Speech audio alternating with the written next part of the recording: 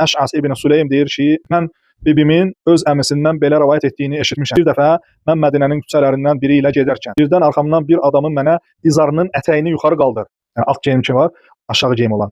Yuxarı qaldır. Çünki bu təqvaya daha yaxındır və libasının sürəkliliyi üçün daha münasibdir dediyini eşitdim. Baxdım ki, bu Allah Resulü sallallahu əleyhi və səlləmdir. Dedim, ey Allah Resulü, bu sadəcə ağlı qaralı bir bürüncəkdir. Peyğəmbər sallallahu əleyhi və səlləm buyurdu ki, məgər sən məndən nümunə götürmək istəmirsən? Baxdım ki, onun izarı baldırının yarısına çatar. Yəni elə bil ki, bu ayaqdır, bu da ki, bu dizdir belə deyək. Bu Peyğəmbər sallallahu əleyhi və səlləmin izarı baldırının yarısına kimi idi. Heç topuğa gəlib çatmazdı. Ən əfsəli, sünnə olanı budur. Bu rivayətin başqa bir formasında deyilir ki, bir dəfə Allah Resulü sallallahu əleyhi və səlləm uzaqdan bir kişinin izarının ətəyinin yerlə süründüyünü gördü və tələsik ona yaxınlaşıb deyir, izarının ətəyini yuxarı qaldır və Allahdan qorx. Adam dedi ki, ayaqlarım əyridir, dizlərim də çox əsir.